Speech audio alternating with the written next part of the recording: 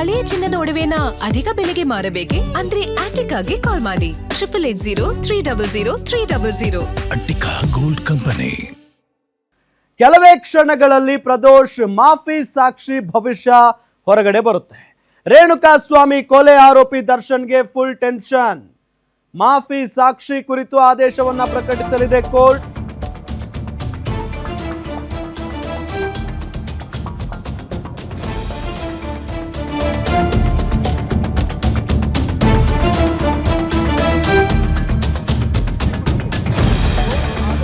ಪ್ರಕಟಿಸಲಿದೆ ಇನ್ನೇನು ಕೆಲವೇ ಕ್ಷಣಗಳಲ್ಲಿ. 59ನೇ ಸೆಷನ್ ಕೋರ್ಟ್ನಲ್ಲಿ ವಿಚಾರಣೆ ನಡೆಯಿತು. ಸಾಕ್ಷಿಗಳ ಕ್ರಾಸ್ ಎಕ್ಸಾಮಿನೇಷನ್ ಮಾಡಿದೆ ಕೋರ್ಟ್. ಈ ಸಂದರ್ಭದಲ್ಲಿ ಕೆಲವೇ ಕ್ಷಣಗಳಲ್ಲಿ ಆದೇಶ ಬರೋದ್ರಿಂದ ದರ್ಶನ್ಗೆ ಟೆನ್ಷನ್ ಅಂತೂ ಇದ್ದೇ ಇದೆ.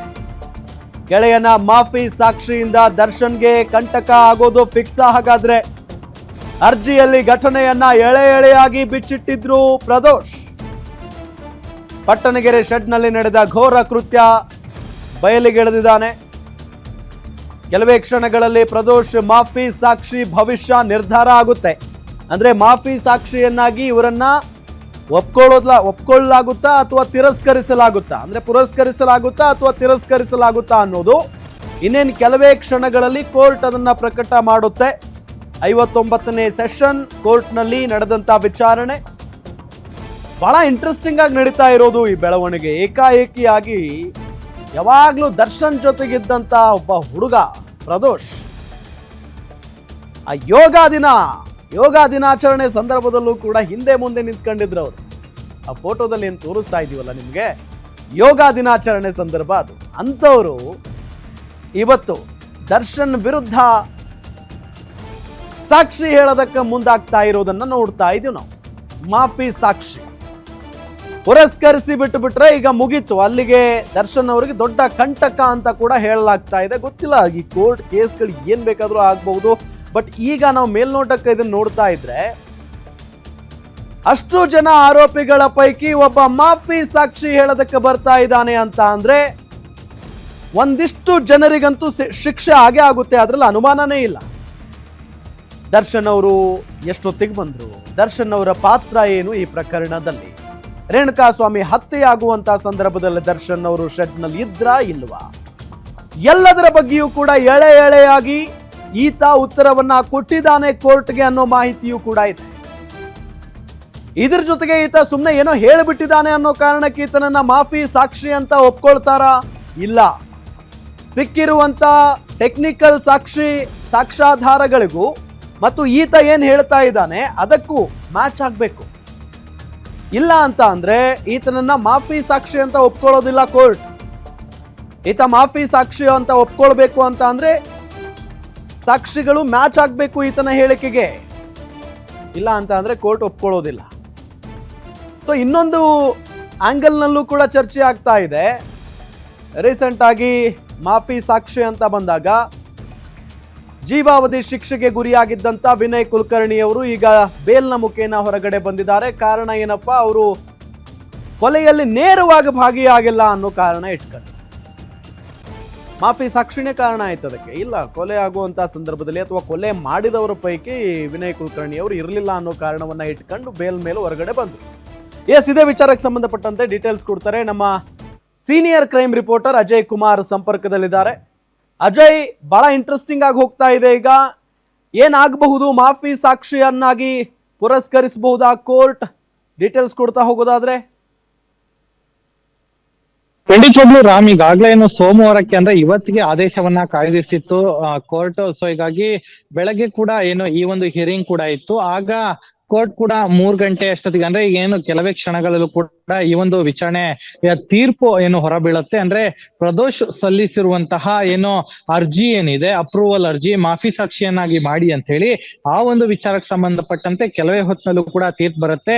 ಇನ್ನು ಮಾಫಿ ಸಾಕ್ಷಿ ಮಾಡ್ಬೇಕು ಅಂತ ಈಗ ಮಾಡಿರುವಂತಹ ಅಪ್ರೂವಲ್ ಲೆಟರ್ ಅಲ್ಲೂ ಕೂಡ ಸಾಕಷ್ಟು ವಿಚಾರಗಳನ್ನು ಕೂಡ ಅವರಲ್ಲಿ ಉಲ್ಲೇಖವನ್ನ ಮಾಡಿದ್ದಾರೆ. ಅಂದ್ರೆ ನಾನು ನೇರವಾಗಿ ಈ ಒಂದು ಕೊಲೆಯಲ್ಲಿ ಭಾಗಿಯಾಗಿಲ್ಲ, ಸೊ ಹಾಗಾಗಿ ಈ ಒಂದು ಕಾರಣದಿಂದಾಗಿ ನನಗೆ ಮಾಫಿ ಸಾಕ್ಷಿಯನ್ನಾಗಿ ಮಾಡ್ಬೇಕು ಅಂತ ಹೇಳಿ A14 ಅಂದ್ರೆ A14 ಆಗಿರುವಂತಹ ಈ ಪ್ರದೋಷ್ ಈಗ ಅಪ್ಲಿಕೇಶನ್ ಅನ್ನು ಕೂಡ ಅಂದ್ರೆ ಅರ್ಜಿಯನ್ನು ಕೂಡ ಈಗಾಗಲೇ ಕೋರ್ಟ್ ಮುಂದೆ ಇಟ್ಟಿರುವಂತದ್ದು. ಅಂದ್ರೆ ಅವರು ಕೂಡ ಏನೋ ನಾನು ನೇರವಾಗಿ ಆಗಿಲ್ಲ, ಕೇವಲ ಅವರು ಏನು ಕೊಲೆ ಮಾಡುವಂತ ಸಂದರ್ಭದಲ್ಲಿ ಅಂದ್ರೆ ಒಂದು ಸ್ನೇಹಿತ ಆಗಿದ್ರಿಂದ ನಾನು ಅವರ ಜೊತೆ ಹೋಗಿದ್ದೆ.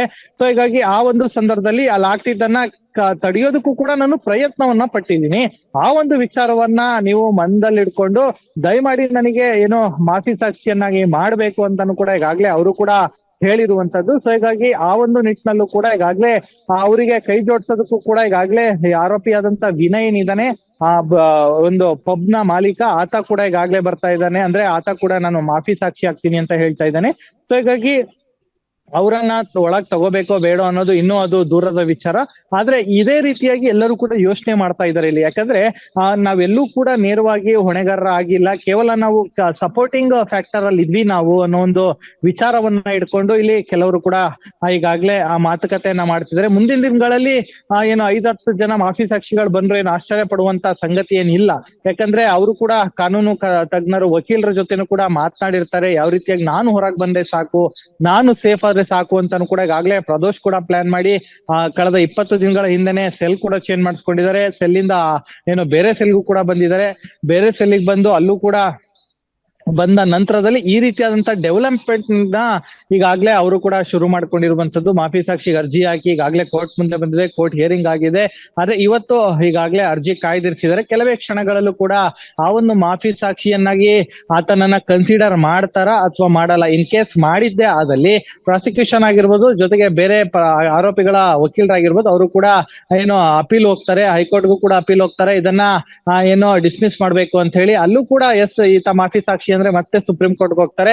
ಅಲ್ಲೇನಾದ್ರೂ ಆಗಿದ್ದೆ ಆದಲ್ಲಿ ಆಗ ಈತ ಮಾಫಿ ಸಾಕ್ಷಿ ಆಗ್ತಾನೋ ಹೊರತು ಈತ ಈಗ್ಲೇ ಮಾಫಿ ಸಾಕ್ಷಿಯಾಗಿ ಆದ್ರೂ ಕೂಡ ಈ ರೀತಿಯಾದಂತ ಕಾನೂನಿನ ಕಂಟಕ ಆಗಿರ್ಬೋದು, ಕಾನೂನಿನ ಹೆಜ್ಜೆ ಆಗಿರ್ಬೋದು, ಅದನ್ನ ಆತ ಎದುರಿಸಬೇಕಾಗುತ್ತೆ. ಮಾಫಿ ಸಾಕ್ಷಿಯಾಗಿ ಬರ್ತಾ ಇರೋದು ಈ ಕೊಲೆ ಪ್ರಕರಣದ ಆರೋಪಿಗಳಲ್ಲಿ ಒಬ್ಬ.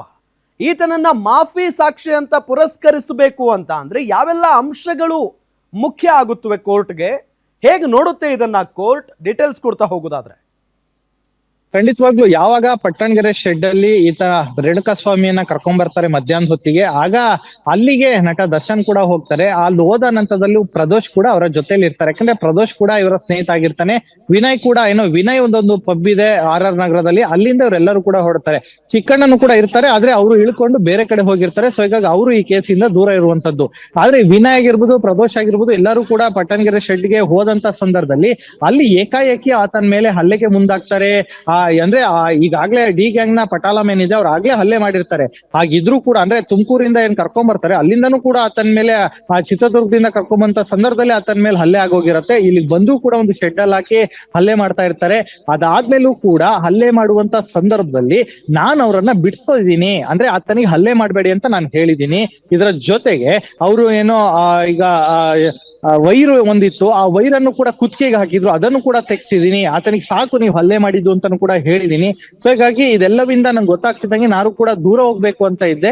ಆದ್ರೆ ಅಷ್ಟೊತ್ತಿಗೆ ನಾವು ಹೋಗಿ ಅಲ್ಲಿಂದ ಏನೋ ಮರ್ಡರ್ ಸ್ಪಾಟ್ ಏನಿದೆ ಅಲ್ಲಿಂದ ಹೋದ ನಂತರದಲ್ಲಿ ಕೆಲ ಗಂಟೆಗಳ ನಂತರ ಕರೆ ಬರುತ್ತೆ, ರೇಣುಕಾ ಸ್ವಾಮಿ ಕೊಲೆ ಆಗಿದ್ದಾನೆ. ಅಂದ್ರೆ ಆತ ತೀವ್ರತೆಗೆ ಅಂದ್ರೆ ಹೊಡೆದಿರುವಂತ ತೀವ್ರತೆಗೆ ಆತ ಸತ್ತೋಗಿದ್ದಾನೆ ಅಂತಾನು ಕೂಡ ಗೊತ್ತಾಗುತ್ತೆ. ಆಗ ನಾನು ಇದರಿಂದ ಹೊರಗೆ ಬರಕ್ ಹೋದೆ. ಆದ್ರೆ ನಟ ದರ್ಶನ್ ಏನಿದ್ದಾರೆ ನನ್ನ ಸ್ನೇಹಿತರಾಗಿರೋದ್ರಿಂದಾಗಿ ನೀನು ಈಗ ಸಹಾಯ ಮಾಡಿಲ್ಲ ಅಂದ್ರೆ ನಾನು ನಿಜಕ್ಕೂ ಕೂಡ ಏನೋ ಗನ್ನನ್ನ ಇಟ್ಕೊಂಡು ನಾನು ಸೂಸೈಡ್ ಮಾಡ್ಕೊಳ್ಳುವಂತ ಪರಿಸ್ಥಿತಿ ನಂಗೆ ಬರುತ್ತೆ ಅಂತ ಕೂಡ ಹೇಳ್ತಾರೆ. ಆ ಒಂದು ಕಾರಣದಿಂದ ನಾನು ಈ ಒಂದು ಕೇಸಿಗೆ ಎಂಟ್ರಿ ಆದ್ನೋ ಹೊರತು ನನ್ನ ನೇರವಾದ ಕಾರಣ ಇಲ್ಲ. ನಾನು ಯಾವ್ದೇ ರೀತಿ ಆಗಿ ರೇಣುಕಾ ಸ್ವಾಮಿಗೆ ಚುಚ್ಚಿಲ್ಲ, ಯಾವುದೇ ರೀತಿಯಾಗಿ ರೇಣುಕಾ ಸ್ವಾಮಿಗೆ ಹಲ್ಲೆ ಮಾಡಿಲ್ಲ, ಯಾವುದೇ ರೀತಿಯಾಗಿ ಆತನಿಗೆ ತೊಂದರೆ ಕೊಟ್ಟಿಲ್ಲ. ಈ ಒಂದು ಕೆಲವೊಂದು ಕಾರಣಗಳನ್ನ ಇಟ್ಕೊಂಡು ನೀವು ನನ್ನನ್ನ ಮಾಫಿ ಸಾಕ್ಷಿಯನ್ನಾಗಿ ಮಾಡಬೇಕು ಅಂತ ಹೇಳಿ ಕೋರ್ಟ್ ಮುಂದೆ ಇವರು ಕೂಡ ಹೋಗಿರುವಂತದ್ದು. ಕೋರ್ಟ್ ಕೂಡ ಇದೆಲ್ಲವನ್ನು ಕೂಡ ಗಮನಿಸುತ್ತೆ. ಯಾವ ರೀತಿಯಾಗಿ ಈತ ಹೇಳ್ತಿರುವಂತದ್ ನಿಜ ಆಗಿದ್ರೆ ಆತನನ್ನ ಕ್ರಾಸ್ ಮಾಡ್ತಾರೆ, ಪೂರಕವಾದಂತ ದಾಖಲೆ ನಿಂತ ಇದೆಯಾ, ಇಷ್ಟ ದಿನ ಕೊಟ್ಟಿಲ್ಲ, ಓಕೆ ಈಗಾರು ಕೊಡ್ತೀಯಾ, ಓಕೆ ಕೊಟ್ರೆ ಅದನ್ನು ಕೂಡ ಸ್ವೀಕಾರ ಮಾಡಿ ಅದನ್ನು ಕೂಡ ನೋಡತ್ತೆ ಯಾವ ರೀತಿಯಾಗಿದೆ, ಈತ ನಿಜ ಹೇಳ್ತಿದಾನ ಸುಳ್ಳು ಹೇಳ್ತಿದಾನ, ಆತರ ಹೇಳ್ಕೊಟ್ಟಿದಾರ ಅಥವಾ ಬೇಲ್ಗೋಸ್ಕರ ಈ ತರ ನಾಟಕ ಆಡ್ತಿದ್ರೆ ಇದೆಲ್ಲವೂ ಕೂಡ ನೋಡುತ್ತೆ.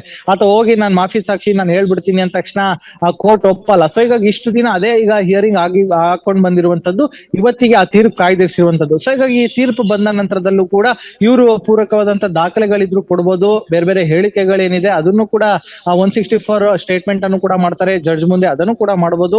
ಇದೆಲ್ಲವೂ ಕೂಡ ರೆಕಾರ್ಡ್ ಅಲ್ಲೇ ಇರುತ್ತೆ. ಸೊ ಹೀಗಾಗಿ ಇವತ್ತಿನ ತೀರ್ಪು ಒಂದ್ ರೀತಿ ಬಿಗ್ ಡೇ ಅಂತಾನೆ ಹೇಳ್ಬೋದು. ನಟ ದರ್ಶನ್ಗಾಗಿರ್ಬೋದು, ಪವಿತ್ರ ಗೌಡ ಆಗಿರ್ಬೋದು, ಜೊತೆಗೆ ಇನ್ನುಳಿದಂತೆ ಆರೋಪಿಗಳಿಗಾಗಿರ್ಬೋದು. ಯಾಕಂದ್ರೆ ಇಲ್ಲಿ ಪ್ರದೋಷ್ ಏನಿದ್ದಾನೆ ಅವರ ಗ್ಯಾಂಗ್ ನಲ್ಲಿ ಒಬ್ಬ ಆಗಿದ್ರಿಂದಾಗಿ ಪ್ರತಿಯೊಬ್ಬರ ಮೂಮೆಂಟ್, ಪ್ರತಿಯೊಬ್ಬ ಪಾತ್ರ ಎಲ್ಲವೂ ಕೂಡ ಈತನಿಗೆ ಗೊತ್ತಿರುವಂತದ್ದೇ. ಸೊ ಹೀಗಾಗಿ ಎಲ್ಲರಿಗೂ ಕೂಡ ಎಲ್ಲರ ಆಪೋಸಿಟ್ ಆಗಿ ಈತ ನಿಂತ ಅಂದ್ರೆ ನಿಜಕ್ಕೂ ಕೂಡ ಮುಂದಿನ ದಿನಗಳಲ್ಲಿ ಎಲ್ಲರಿಗೂ ಕೂಡ ಏನು ಸಂಕಷ್ಟ ಎದುರಾಗುವಂತದ್ದು ಸರ್ವೇ ಸಾಮಾನ್ಯ. ಸೊ ಹೀಗಾಗಿ ಯಾವ ರೀತಿಯಾಗಿ ಇದನ್ನ ಕೋರ್ಟ್ ನೋಡತ್ತೆ ಅನ್ನೋದನ್ನ ನಾವು ಸಹ ಕಾದ್ ನೋಡ್ಬೇಕಾಗಿದೆ. ಕೆಲವೇ ಕ್ಷಣಗಳಲ್ಲೂ ಕೂಡ ತೀರ್ಪು ಹೊರ ಬೀಳತ್ತೆ. ಅದಾದ ನಂತರದಲ್ಲಿ ಯಾವ ರೀತಿಯಾದಂತಹ ನಿರ್ಧಾರ ಅಥವಾ ಯಾವುದೇ ರೀತಿಯಾದಂತ ಕಾನೂನಿನ ಹೆಜ್ಜೆ ಆರೋಪಿಗಳು ಇಡ್ತಾರೆ ಈ ಒಂದು ಕೇಸಲ್ಲಿ ಅಂತ ಕಾದ್ ನೋಡ್ಬೇಕಾಗಿರುವಂತದ್ದು. ರಾಮ್, ಥ್ಯಾಂಕ್ ಯು ಅಜಯ್ ತಮ್ಮೆಲ್ಲ ಮಾಹಿತಿಗಾಗಿ.